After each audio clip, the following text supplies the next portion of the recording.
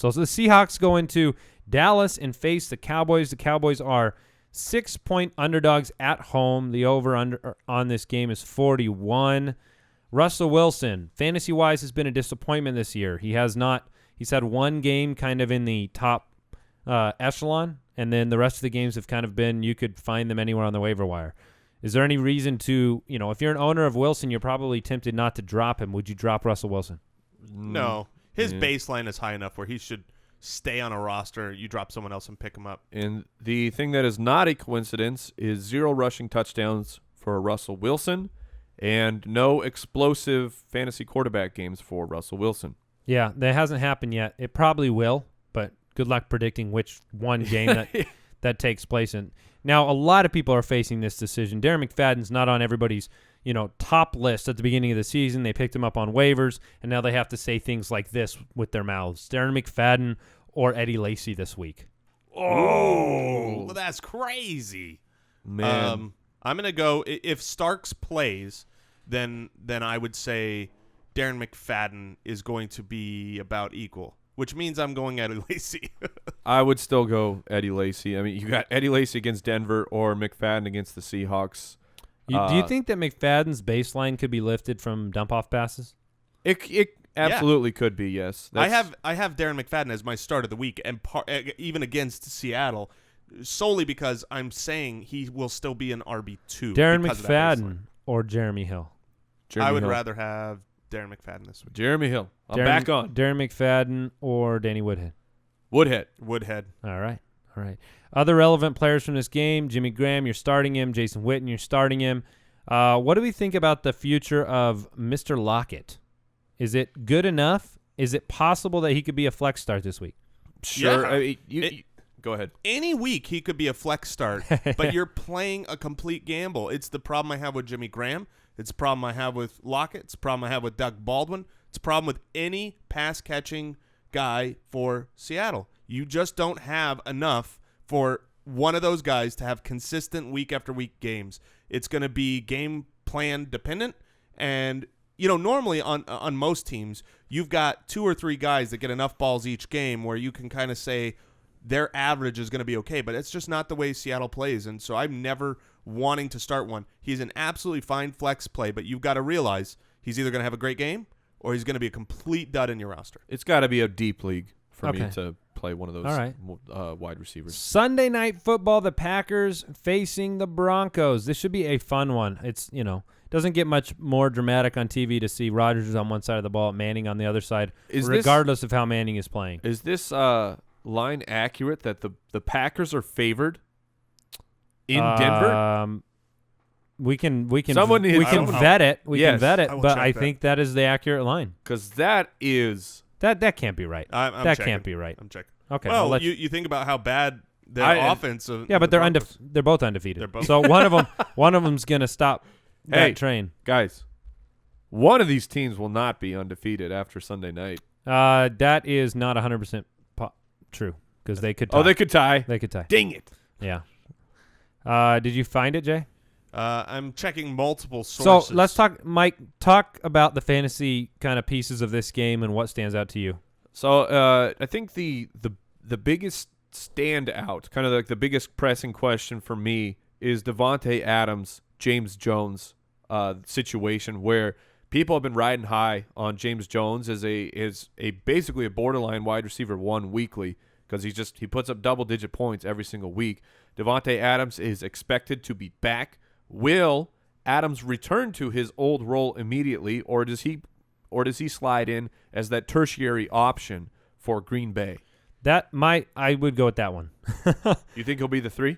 I think he will be the 3 in terms of targets. Yeah, right now, for sure. The thing I like about Davante Adams is I think he will be the 3 in terms of coverage. If you're the opposing team, I think you're more worried about James Jones and Randall Cobb at this point. And Davante Adams is going to do better against not number 1 coverage. When he was in to start the year, he was the guy actually taking that number 1 coverage and getting the number 1 target. So it's really hard to say that he played this year. Right, yeah. Wow. While I don't like the matchup, I wouldn't roll him out this week. I think him going down and then coming back could be good for his value going forward because of the coverage he's going to see. Who would you rather start this week, Demaryius Thomas or Emmanuel Sanders? Demaryius Thomas. By the way, that Thomas. line, Jason checked it. It is accurate Yep. Green Wow. Bay favored 3. in Denver. All right, So, and so let's talk running back situations. You have Anderson, Bustasaurus, or Ronnie Hillman, who has not been much better. Ronnie Hillman by a lot. Yeah. Ronnie Hillman is the starter and will receive the bulk of the carries and I think can do something with it. It's not the best matchup for him, but they're coming off a bye and they can work out some of those kinks. I've been telling people this too about Lacy. I'm coming around on him being the guy in the second half of this season, but if you're trading for him, if you are waiting for him, please, you might need to wait another 2 weeks. Denver is a top 5 run defense. They play Carolina next week. It doesn't mean he can't do anything. Like Jason said, if Starks is out, my the projection and baseline for Lacy goes up. We've had some sources talk to us about his weight and the fact that he came into camp Just out of shape. significantly heavier than he should be, and you might have noticed that on the field. It might have impacted the injury, and so some question marks. But I am coming around to the fact that I think he'll get it together and have to be. He's been a monster type of guy. Literally, I mean, sometimes he takes his jersey off and he has that Hulk thing on underneath it. So, anything else from this game before we hit the Monday Night Football game? Richard Rodgers, I think, is a fine waiver grab in desperation. Say you're the Antonio Gates owner, you're desperately scrambling because nobody's left. Richard Rodgers, because the defense of Denver is so good on wide receivers, maybe Richard Rodgers ends up with one of those play breaks down and he sneaks a touchdown in. All right, let's go ahead and blitz through the Colts-Panthers game here. The Panthers are heavy favorites at home on Monday night. Cam Newton keeps getting it done. This team doesn't seem to have the, I'll jinx them now, but they don't seem to have the ability to give up a high amount of points. And so for Newton, it's just a matter of kind of being efficient enough in the offense to get them the victory. So talk to me about Andrew Luck. 2 bad games with your eyeballs, but 2 good games for fantasy the past 2 weeks. I could see that happening again this week. I think Andrew Luck is going to get blown up in the first half of this game.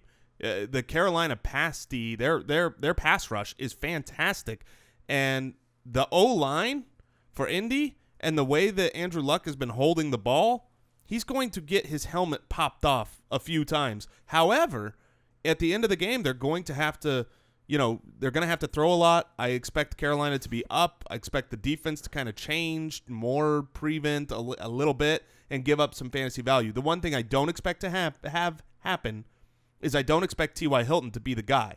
The reports are that Josh Norman is going to be the guy covering him, and he has pretty much shut down everybody that he has faced. You don't score touchdowns.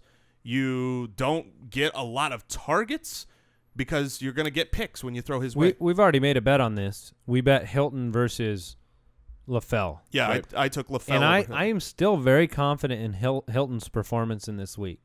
They move him around on the field. He's a different kind of player than your traditional big one wide receiver. And so I think he's very hard to keep the ball out of his hands. I think he's in that Steve Smith category where it's kind of like you move him around, you do unique stuff with him. He'll get his. That's my thought process, and we'll find out. He could. He's different than the guys Norman. Norman normally is covering, the 6'4" type guy, and right now he's covering the speedster. So that might work in your favor. I do think my start of the week, Moncrief, is going to have a great game. Yeah, it could happen. I remember I had my confession. Moncrief's a real player. I was feeling that a little bit last night when Rashard Matthews caught those 2 big passes to start the game, but then he dropped a couple. And all right, Jonathan Stewart. I heard a stat yesterday. He's the only running back. Now he's coming off of 2 really big games. Looks like 20 carries, 24 carries. He's the only running back with 5+ matchups in terms of the running defenses the rest of the season. Do we buy into him continuing to ascend on that offense, or at least doing what he's done the past couple weeks? If he's going to get the carries, absolutely. Stewart was a guy I was tremendously high on coming into the year, and he was performing with the limited work he was getting during the beginning of the season. He was disappointing for fantasy because he wasn't getting those 20 touch games, and the touchdowns get stolen from him from either Newton or Tolbert. Other people seem to get the goal line carries. But like Andy said, 20 carries, 24 carries. If Jonathan Stewart gets that kind of a volume, he's still a good running back. He's just a fragile running back. But if he gets those numbers, he's going to give you great fantasy production. So, and with 5+ matchups coming up, Stewart is a guy, it might be harder to acquire him now that he's had back-to-back good games, but he's still one of those guys, a stretch run guy that I would like on my team. All right, there's been a bank robbery, and you are the hostage negotiator, and the guy on the other end of the line says he will let a hostage free if you start a wide receiver from the Carolina Panthers. And you tell on my him, own fantasy team? And you tell him, kill that hostage. No, Ginn Jr. is, he could have a kill game. the hostage. Yeah, let's say if it's on my fantasy team. Sorry. I was just more making, you had to make a choice. You didn't, one of the options was not to kill the hostage. I was complete with Jason. That my fantasy team is far more important than the stranger's life. I'm sorry. Okay, all right. Greg Olson, does that count? It should. It really should when it comes to contract negotiations. But I'm with Jason. Is Ted Ginn Jr. All right, and we're starting Gore. You Yeah, are, but all right, you are. all right.